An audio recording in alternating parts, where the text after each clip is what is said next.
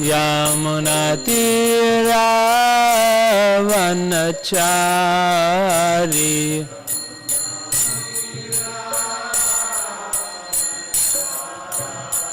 Jaya Radha Madhava Kunja Bihari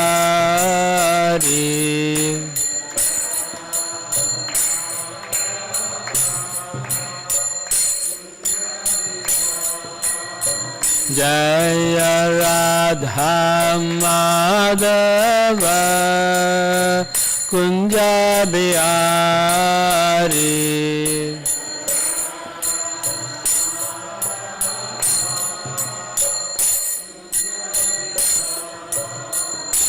Jaya Gopijana Vallabha Girivaradari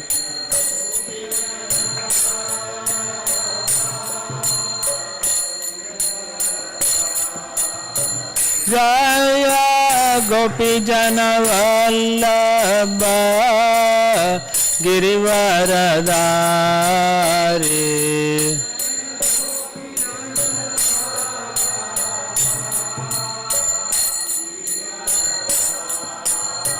Yashodanandana Vrajajana Ranjana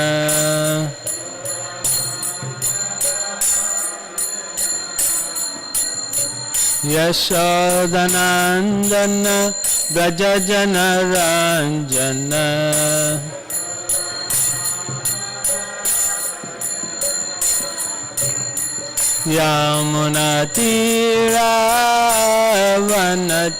Yamunatiravanachari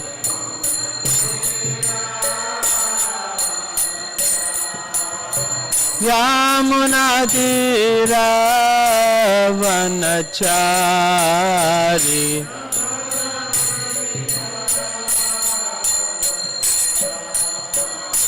Jaya Shri Krishna Chaitanya Prabhu Nityananda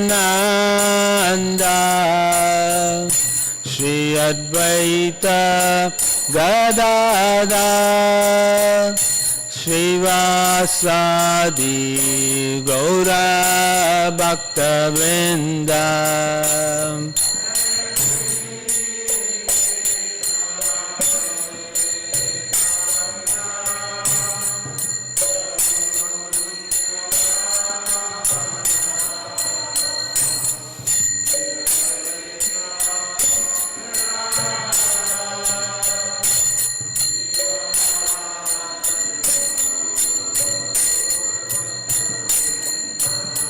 Hare Krishna, Krishna Krishna, Hare Hare, Hare Rama, Rama Rama, Hare Hare.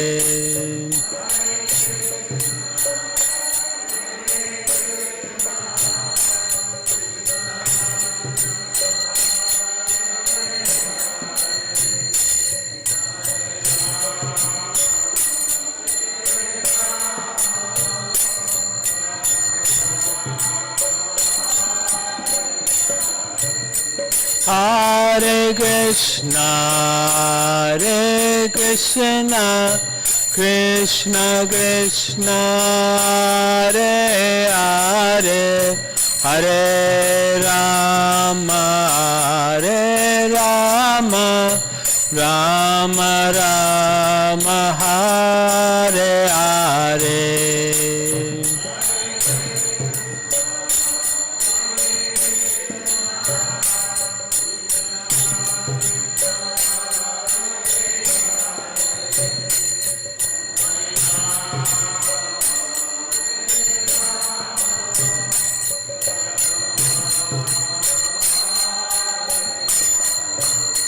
Hare Krishna,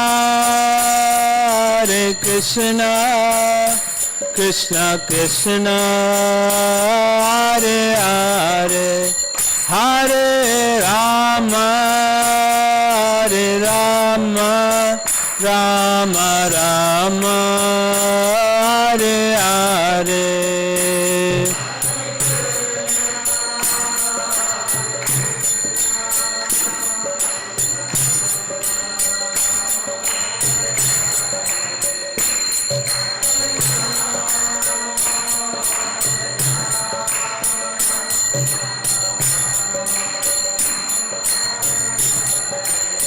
Jaya Prabhupada Jaya Prabhupada Jaya Prabhupada Jaya Prabhupada.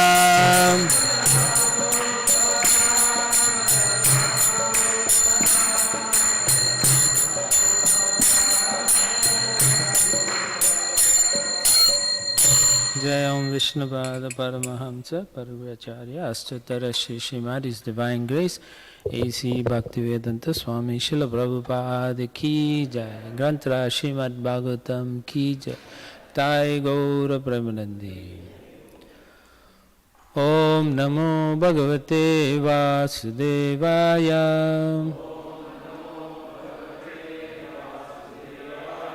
Om Namo Bhagavate Vasudevaya.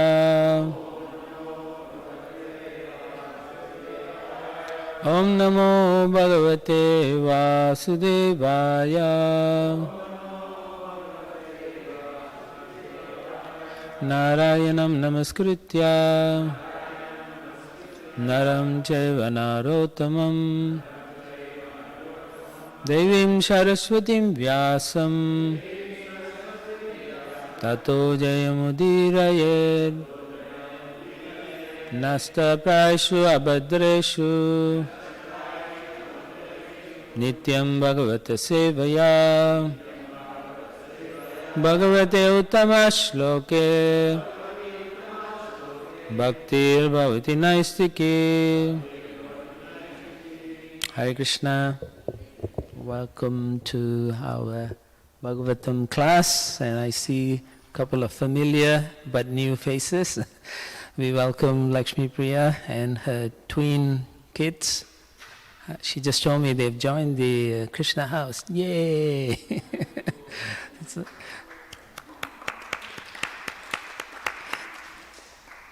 You're most welcome. Very nice. And couple of new faces that I don't know, but I'll probably get to know you guys later on.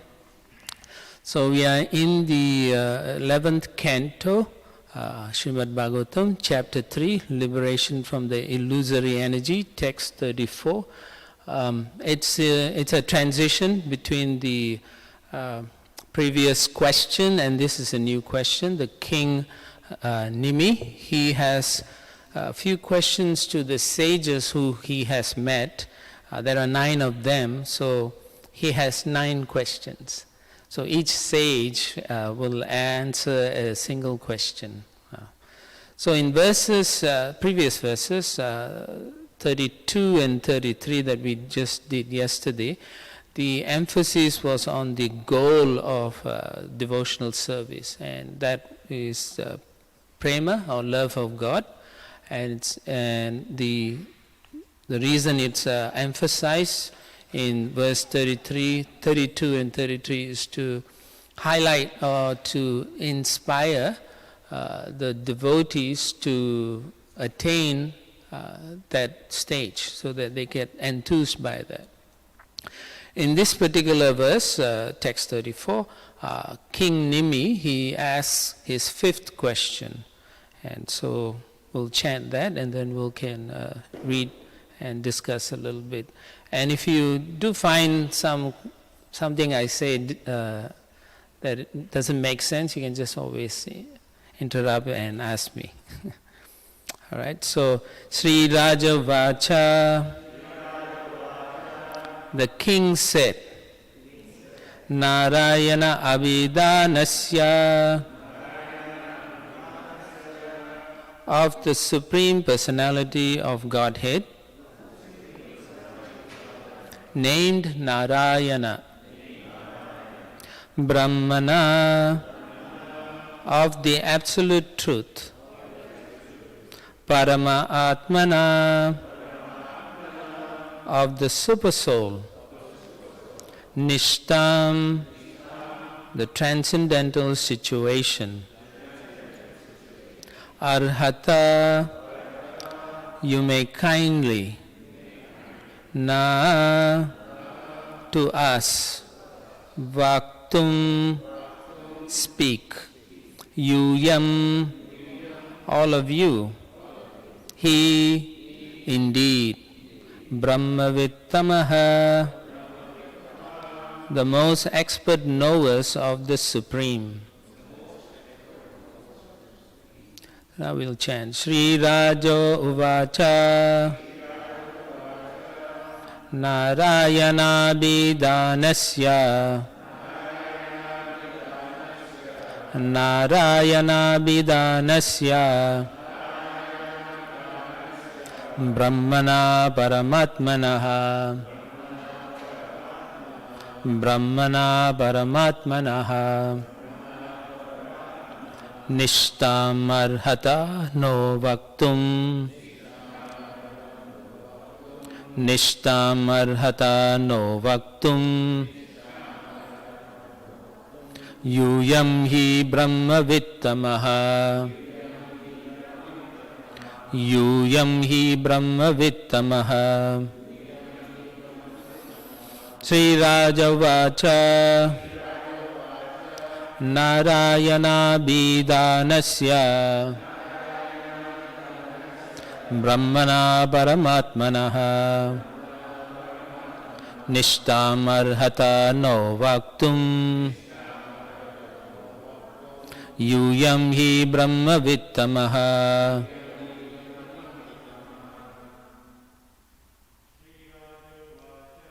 Sri Rajavacha Narayana Bidanasya Brahmana Paramatmanaha Nishtam Arhata no Vaktum Yuyam hi Brahmavittama Sri Rajavacha Narayana Bidanasya Brahmana Paramatmana Nishtam Arhata no Vaktum Yuyam hi Brahmavittamaha Sri Rajavacha Narayana Bidanasya Brahmana Paramatmanaha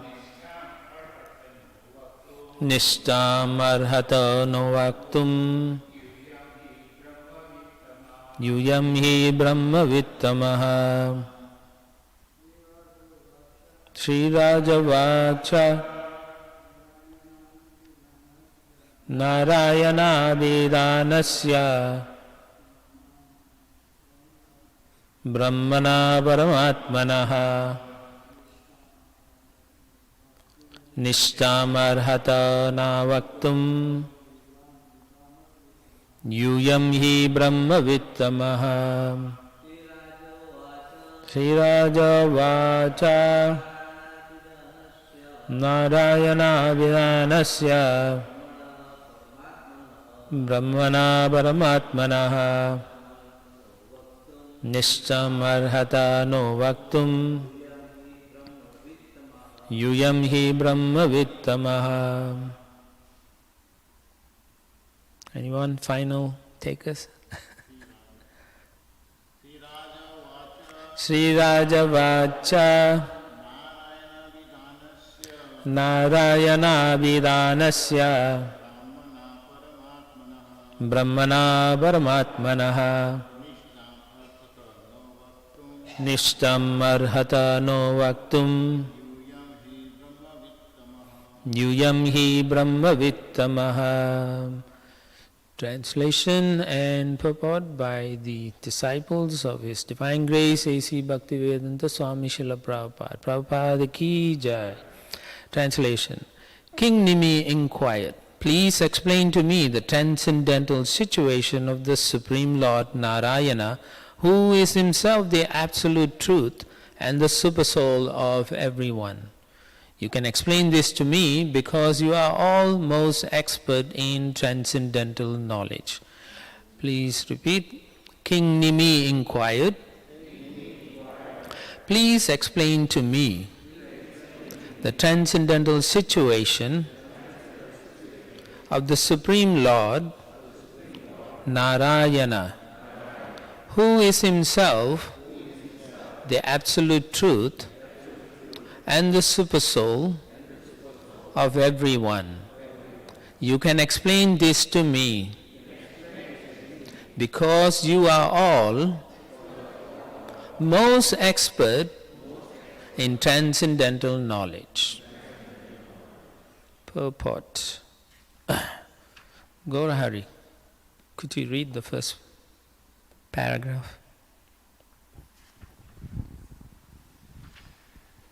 According to Srila Sridhar Swami, in the previous verse, the sages inform the king, Narayana paro mayam anjas tarati dustaram. Simply by unalloyed devotion to Lord Narayana, one can very easily cross over the ocean of material illusion. Therefore, in this verse, the king is requesting specific information about the Supreme Personality of Godhead, Narayana. It is significant in this verse that the king refers to the Supreme Lord as Narayana, Brahman, and Paramatma. Although King Nimi is already understood to be a devotee of the Supreme Personality of Godhead, by his question he wants to clarify that the Personality of Godhead is the highest transcendental truth. In the Bhagavatam 1-11, Vadanti tat tattva vidas tattvam yaj jnanam advayam brahmeti paramatmeti bhagavan iti shabdyate. Learned transcendentalists who know the absolute truth call this non-dual substance Brahman, Paramatma, or Bhagavan.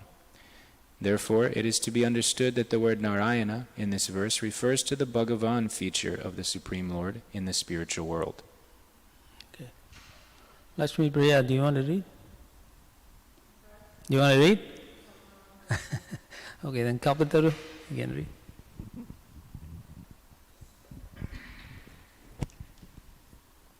Generally, the speculative philosophers become attracted to the impersonal Brahman feature of the Absolute Truth, whereas the mystic yogis meditate upon the Paramatma, the Supersoul within everyone's heart. On the other hand, those who have achieved mature transcendental knowledge surrender directly to the Supreme Personality of Godhead, Bhagavan, who is eternally situated in his own abode called Vaikuntha Dham. In Bhagavad Gita, Lord Krishna clearly says, Brahmano hi pratisthaham, I am the source of the impersonal Brahman. Similarly, it is described in Srimad Bhagavatam that the super soul, Shirodakshai Vishnu, is a secondary plenary expansion of the Supreme Personality of Godhead Krishna. King Nimi wants the sages to make clear that the Supreme Personality of Godhead is the original feature of the Absolute Truth, and therefore he places his question before the next of the 9 Yogendra Pipalayana. Hare Krishna. According to Srila Bhaktisiddhanta Saraswati Thakur, the word Nishta can also be translated as firm faith. In this sense, Nimi Maharaj is inquiring about the process of developing perfect faith in the Supreme Lord Bhagavan Nishta. Amagyan Timirandasya Jana Jana Shalakaya Chakshuzan Militamena Tasmai Shri Guruve Namaha Mukham Karoti Vachalam Pangum Langete Grim Yatkripadamam Mande Shri Gurum Denataranam Paramananda Madam Shri Chaitanya Ishwaram Shri Krishna Chaitanya Nityananda Sogodita Gododaya Pushvanta Chitro Sando Tamonudu.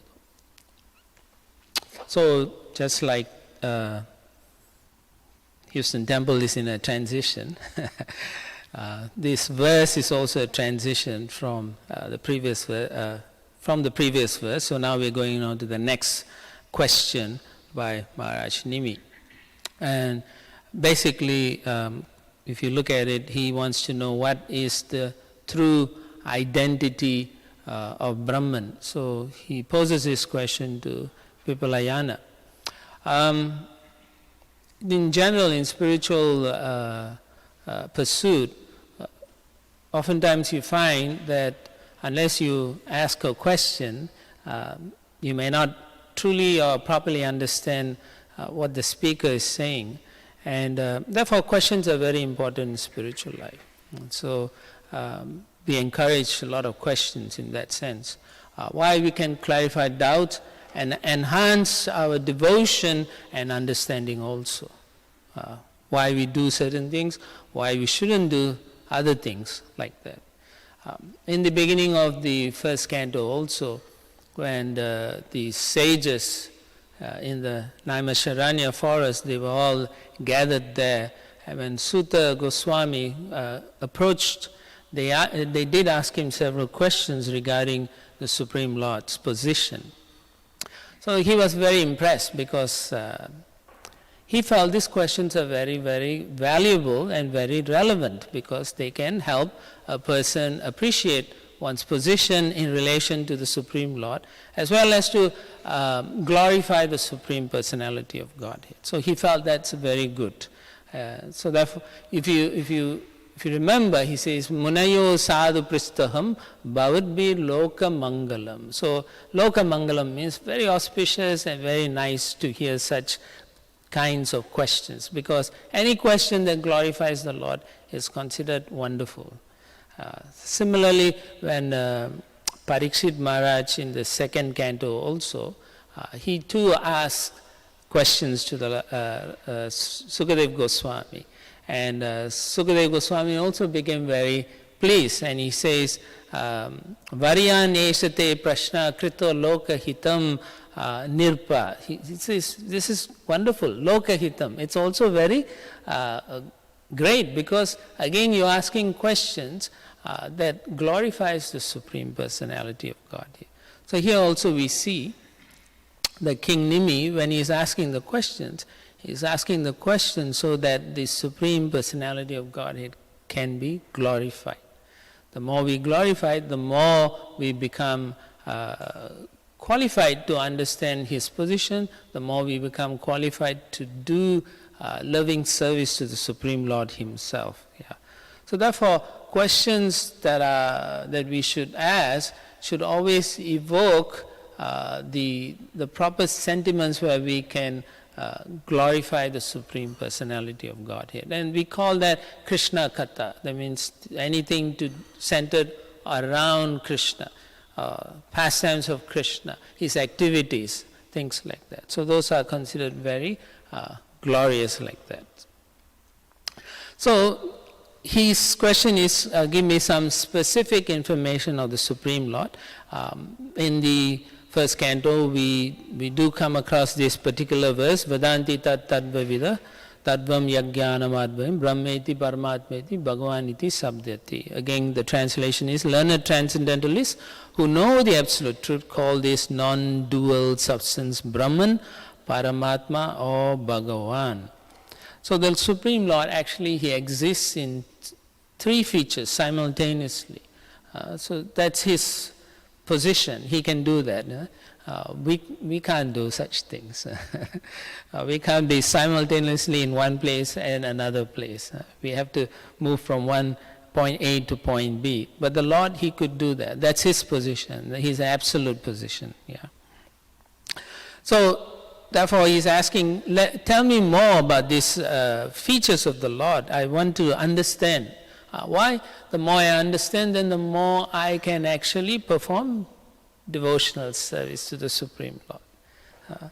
Right? If you know a person very well, then you can interact with them very nicely. If you don't know them, then you're just looking from a distance and say, like they do nowadays. I've noticed oftentimes the young people, when they come, they look at each other and they go like that.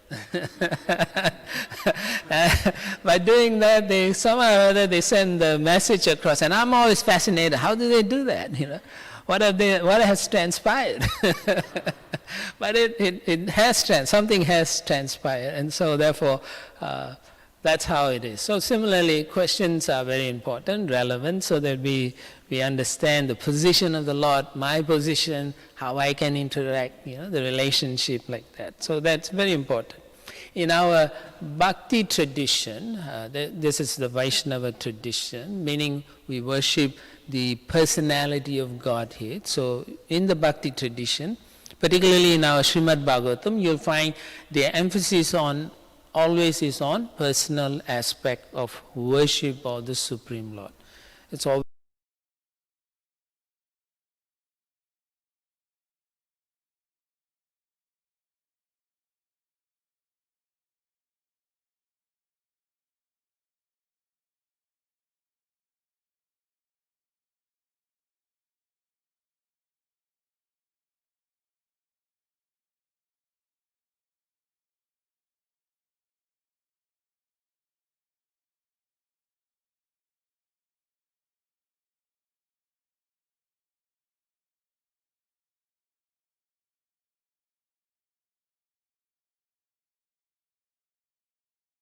myself with Brihad. Brihad is what, 6'3", and I'm just like a measly 5'8", 9. Like.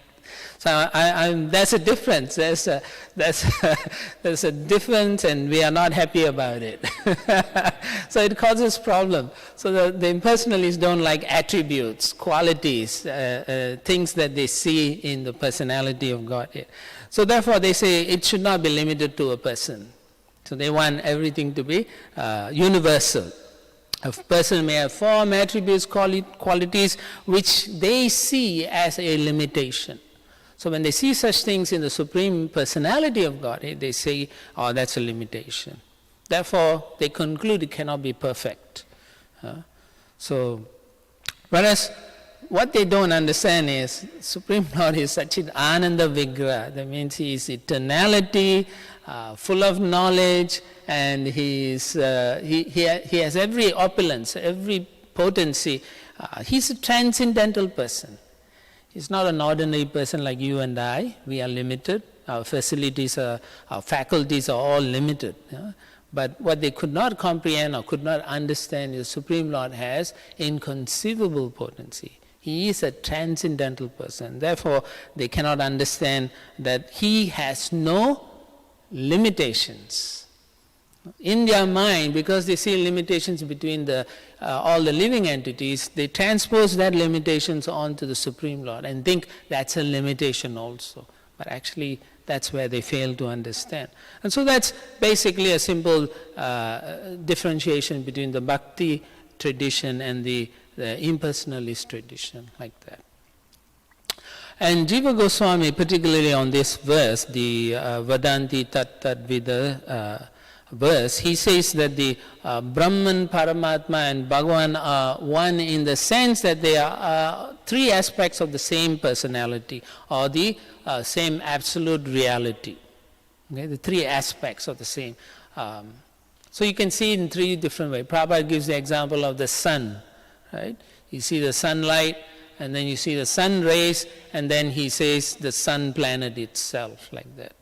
Right? You see the sunlight, but that's like, it's pervasive and it's everywhere. So that's the impersonal aspect, it's everywhere. And then he says you can see the sun itself, the sun disk, but you don't know much about it except that it's there. Right? Then finally he says if you go to the sun planet itself, Srila Prabhupada said, then you can see there are so many different things there. There's a whole variety of existence there. So he concludes that this is how different people see the same thing differently. Yeah. So Jiva Goswami also says that in that way. And in the Bhagavatam, it speaks of this Advaya Jnanam, Advayam, Advayam Jnanam as Brahman, Paramatma and Bhagavan. So what it means is, Jiva Goswami says, the sequence also matters. So the one that is mentioned at the end, Bhagavan, is actually, according to Jiva Goswami, he is the support for the other two. And so therefore, you find that in Bhagavad Gita, Krishna says, Brahmano hi pratistaham. I am the source, I am the support for both the impersonal aspect as well as the Paramatma aspect, the super soul. The super soul is Krishna himself, who have expanded into all the atoms, into all the hearts of all the living entity, so that everything can be maintained and sustained in a certain fashion, like that. So the other point I wanted to highlight, and that is also within this purport, is what Srila Bhakti Siddhanta Saraswati Thakur was mentioning. That the word nishta in this particular verse, nishtam, if you look at that word, nishtam arhata no bhaktum. So the word nishta there translates to firm faith. So King Nimi wants to know how one can develop perfect faith also. Right? Faith in what I am worshipping, how do I do that? So in our sampradaya, the word Shraddha carries the, I'll read from the Amnaya Sutra, the following definition. Shraddha tu anyopaya varjam bhakti unmukhi chitta vritti visheshaha.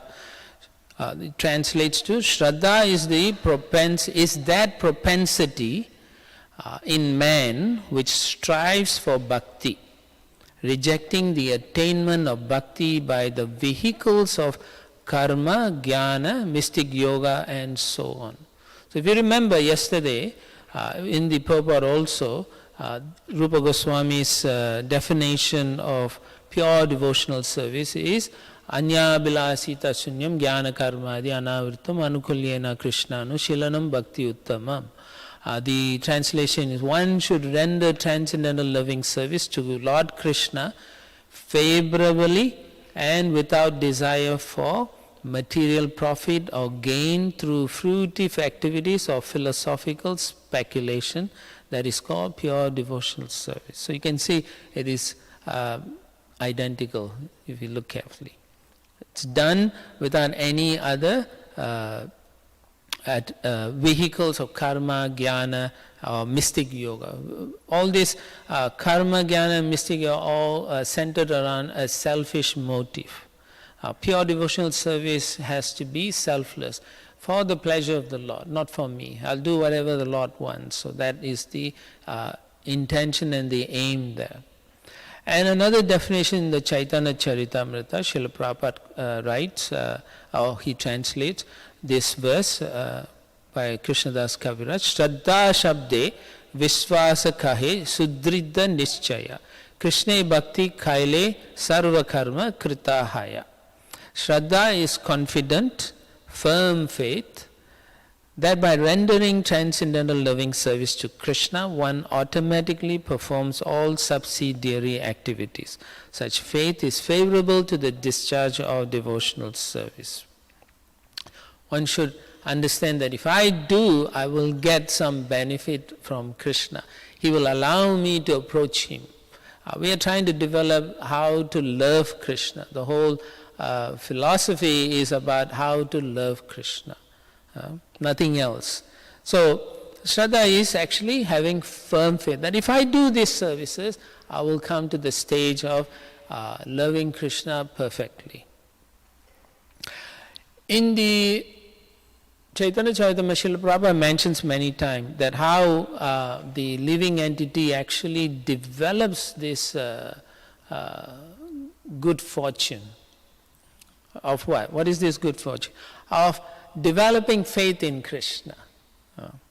And it may take many, many, many lifetimes to come to the stage of actually taking up devotional practice. Rupa Goswami says, in the beginning someone may be walking in the street, a Vaishnava may be walking in the opposite side, and then the person seeing a Vaishnava, he pays obeisance out of respect, and that respect to a Vaishnava creates a auspicious condition for them. And we sometimes call that agyata sukriti. Unknowingly someone is doing a good thing. Now, sukriti can be pious, and sukriti can be Krishna sukriti also. Now, what I'm trying to say is, pious activity, if If it's aimed ordinarily at doing good to someone, it's just a pious activity. Now that does not lead one to developing faith in worshipping Krishna. But if it's connected to Krishna somehow, for example, someone comes to the temple, they just takes a look around, and then the devotee says, "Can you help?" And then they say, "Yeah, let's cut some vegetables." So, Jai Shri Shri Radha Nilamada Jai Shri Shri Radha Giridhari Giri Govardhan Ki Jai. Iskcon Guru Vinda Ki Jai. So, as I was saying, someone invites them to come and cut some vegetables. So they are doing, it's a service. They may not know it's a service, but they're just helping our thinking. So that, even though they are doing that service at that time, they get some benefit. So that is Sukriti. Unknowingly they are doing something for Krishna or his devotees. And so Rupa Goswami says this accumulates over a period of sometimes lifetimes, until they come to a qualified stage where they can then one day walk in the temple and say, "I want to do this." This is what I've been looking for all my life, and so on like that. So the evolution of faith may take many, many lifetimes. But at the same time, it can happen very quickly, the mercy of pure devotees or Krishna himself. So I remember reading where Prithu Prabhu, one of Prabhupada's disciples, said he was walking morning walk with Srila Prabhupada. So whilst they were walking, he was saying how fortunate he was, to take up the process. And Srila Prabhupada said, "I created your good fortune." Yeah. So you can see that the pure devotee is so compassionate that whenever they come and meet the fallen living entities, they always want to give them the opportunity to come to their original position as servants of Krishna. I think His Holiness Badri Narayan Swami also wrote in a Vyasa Puja how that Srila Prabhupada also mentioned to them that when they were all saying they were fortunate to take Prabhupada's association, Prabhupada said the same thing, "I created your good fortune." And then Srila Prabhupada said, "Now you go out there and create good fortune for others." Yeah. So by doing that, we develop faith in different individuals, and so they too have the opportunity to take up pure devotional service, Shraddha, like that.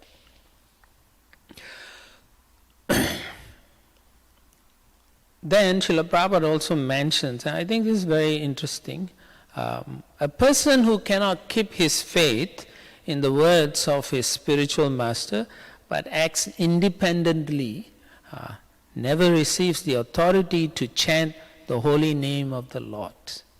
And so it's very, for most of us who are practicing, this should be very important, that whenever a spiritual master gives us an instruction, we should meditate and see how we can execute it. Sometimes it may not be easy immediately, but sometimes it is easy to do the instructions. Sometimes we don't want to do, and that's where the problem arises, the independent mentality. So therefore, if they want to do things not associated with their spiritual master, not following his instruction, then Prabhupada says they cannot receive the blessings of Chaitanya Mahaprabhu or the Guru Varga, which means that our entire disciplic succession. They will not bless us to chant even the holy name. You may be chanting, then as Mahaprabhu says, Vahu janma kariyadi shravana kirtanam tabutaya paya Krishna pade premadana. One can chant for many lifetimes, but because he has committed offense, he will never taste the holy name. So we have to be very careful.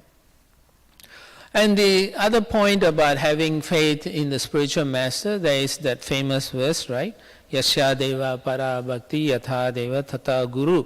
So that particular verse is also an important verse because it says only unto those great souls who have implicit faith in the words of both the Supreme Lord and the spiritual master are the imports of the Vedic knowledge revealed to them. So we also have found in our own lives that we try to read before becoming serious. That when you read, the Bhagavatam, it's sometimes it's so confusing. And you're wondering, what are they talking about? Shh, like they say, right?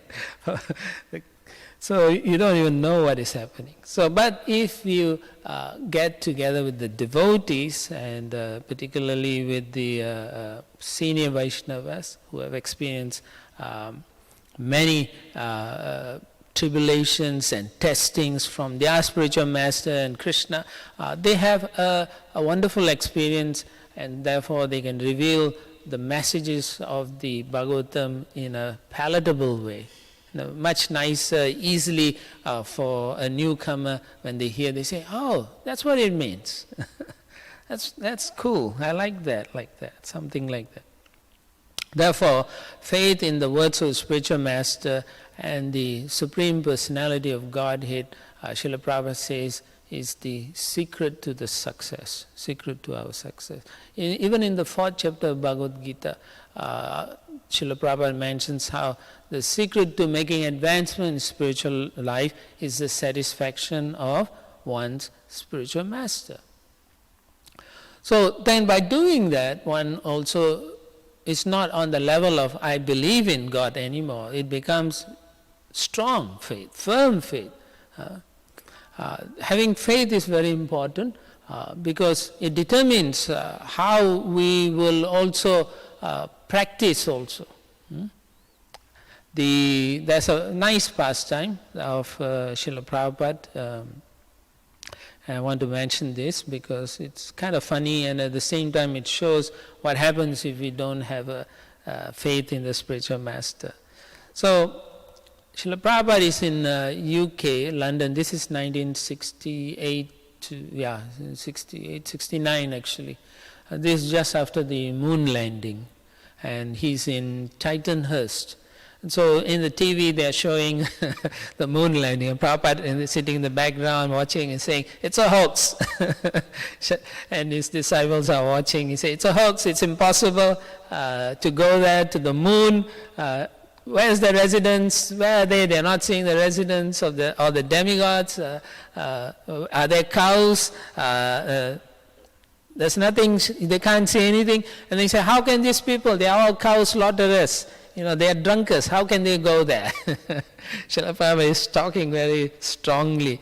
And so all his disciples were laughing because Prabhupada is making a joke, except for one disciple. And his name is, you can refer this in the Lilamrita. His name is Purushottama.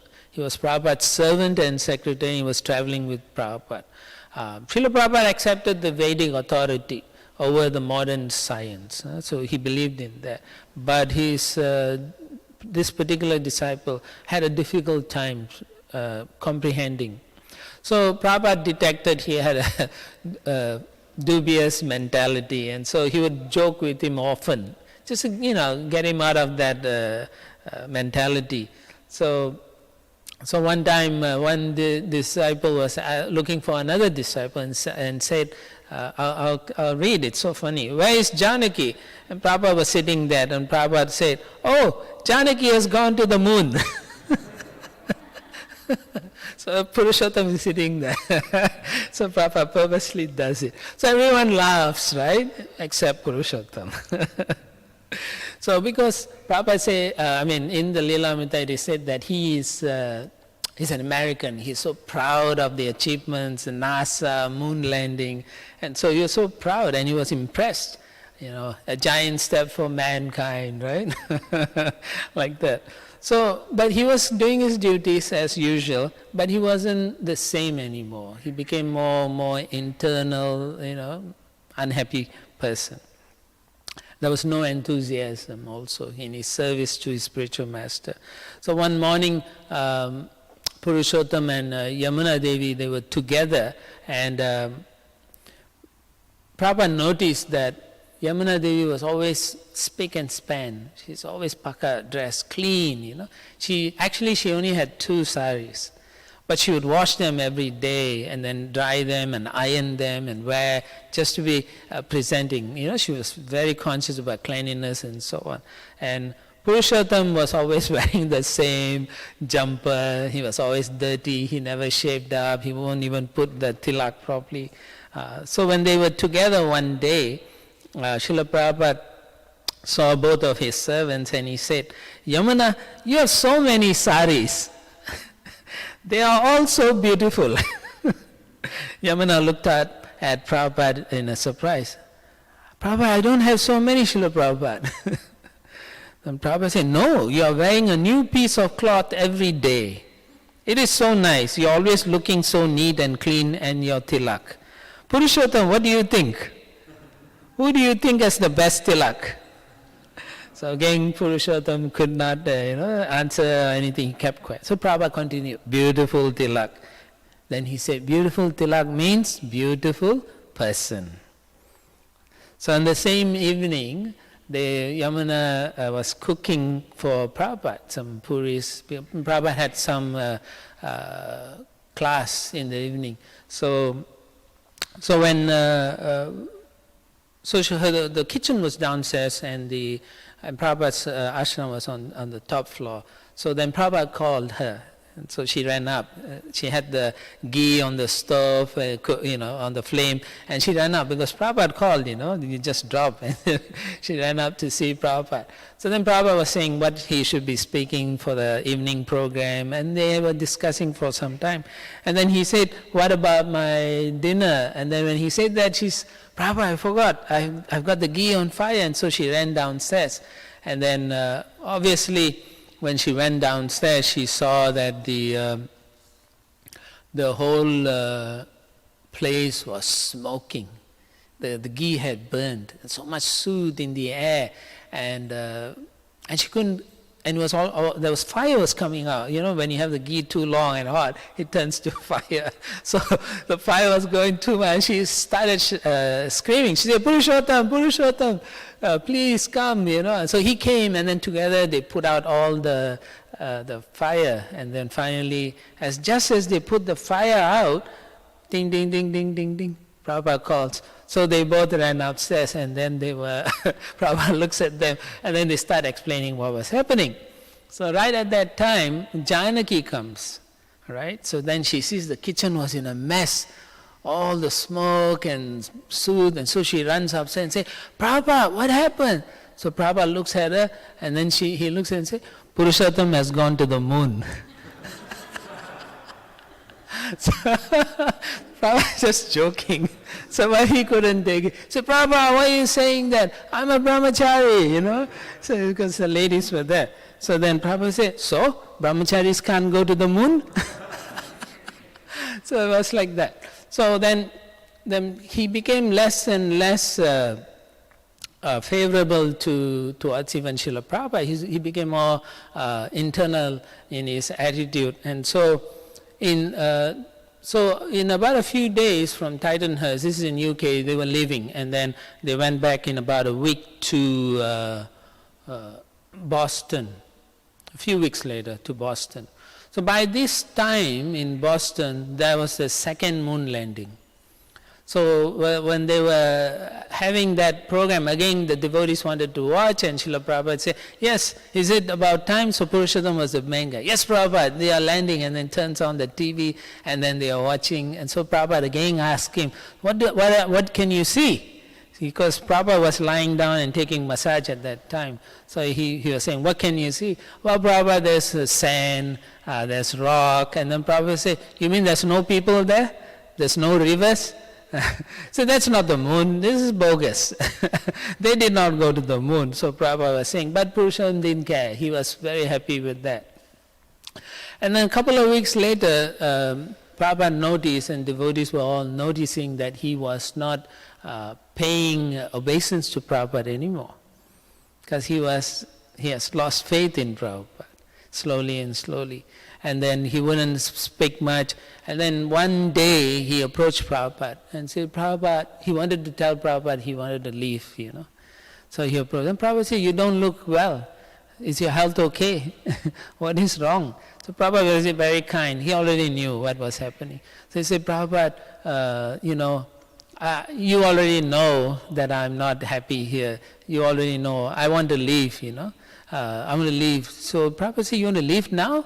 Why don't you stay? We have been through so much for so long, traveling together. So why don't you stay for another 2 days? When I leave, then you can also go. Then he said, okay, Prabhupada. Then Prabhupada said, do you have money? He wanted to go to New York from Boston. So Prabhupada asked him, do you have money to go? He said, no. Then Prabhupada said, here, I'll give you some money. So then he said, Prabhupada, no, you take the money, So when you go back, you can return the money back. So after 2 days, Prabhupada was going to leave. Purushottam left. And when he left, Srila Prabhupada asked Bhavananda, he said, I can understand that he does not have trust and faith in me, but how can he not have faith in these scriptures? So that statement is actually what Krishna says in the 4th chapter in the Bhagavad Gita. Agyascha shradadhanascha samsayatma vinashyati nayam lokasti na paro na sukham samsayatmanaha. So for one who doubts the scripture, Krishna says, he's not going to be happy in this world nor in the next world. For a doubting soul, there's no happiness. So the point is, there's Guru, Sadhu and Shastra. The spiritual master, the saintly devotees and the scriptures. Whenever we have doubts, we have to focus on all these 3 aspects and see how to understand it. Not let our mind take us away from that. Because once we lose that faith, we will not be able to proceed in this bhakti tradition. Okay, I'll stop here. Comments, questions, corrections, and chastisement.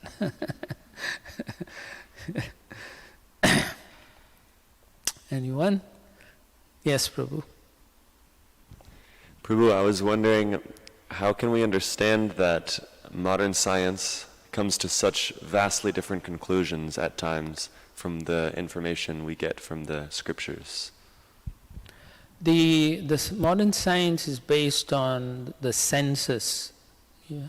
So whatever we perceive and then we come to conclude it is based on that sense perception.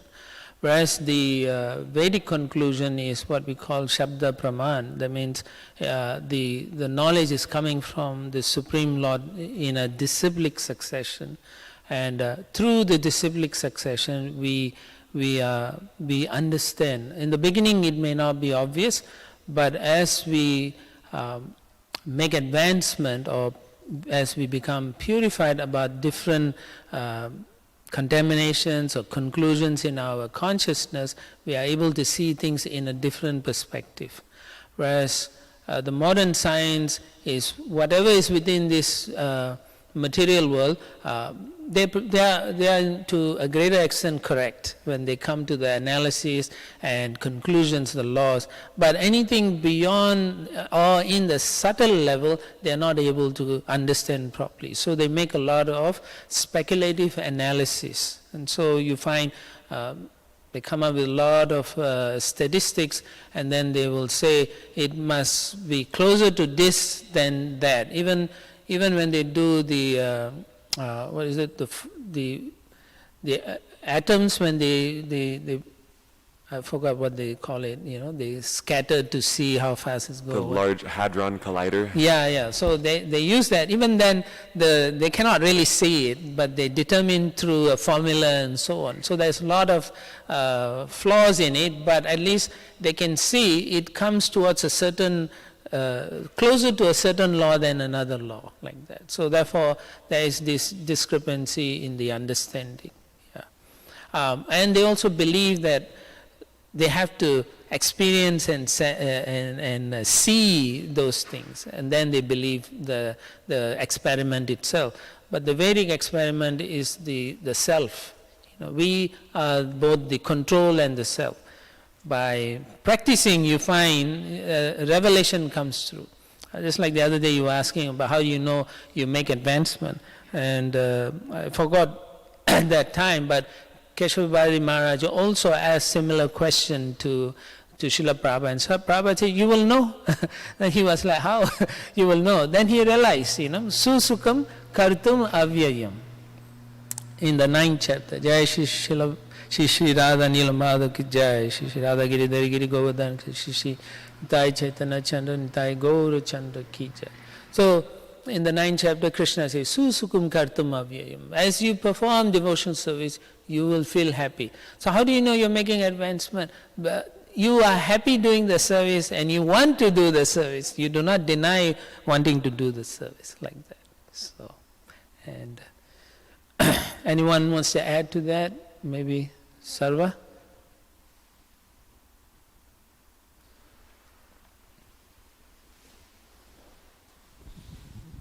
Yeah, I just wanted to ask something about, we learn through questions, but sometimes whether we're new to something or old, we might be embarrassed to ask a question. So how do we understand how to get over that barrier? How do we understand? How can we feel good about asking questions? Because sometimes Okay. The question we feel is stupid if okay. In our bhakti tradition, there's no such thing as a stupid question. Any question you can ask, and if anyone is free to ask the questions, and we'll try to answer as best as we can. Yeah. So devotees shouldn't feel shy about asking questions.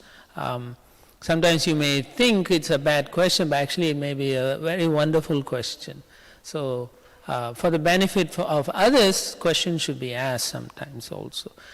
Sometimes you'll find that just like in the Bhagavatam and the Bhagavad Gita, it's not like Arjuna doesn't know, it's not like King Nimi doesn't know, but they're asking so that their followers and their people who look up to them, they get an opportunity to know what's happening or what they should be doing in their lives. So in the same way, sometimes if there's no question, sometimes I find even sannyasis will ask questions, right? So that they will allow others to awaken their intelligence. Yeah. In my own life, in coming to Krishna consciousness, whatever I read in the book, Prabhupada says, I said, yeah, that's right. I'll never argue. But then when I heard devotees ask questions, I say, I never thought like that, That's interesting, And so later on, as we read more and more, such questions come up in our mind also, and then we ask questions. But yeah, the scripture is perfect, but it doesn't mean that we perfectly understand it. So therefore, we should ask questions to at least understand something. Yeah. Yes, Kabutaru. So did Srila Prabhupada ever say where they might have landed? If not moon, then did he say anything? There are discussions where he said maybe they landed on a different place. He mentioned like Rahu. It's a planet like Rahu. It's just barren and there's nothing in it like that. But not the moon, because if you read from the Vedic perspective, moon is on a higher dimension. It's a demigod planet and opulent, far superior opulence than what you can find in this material world like that. I mean, in this earthly planet. Yeah.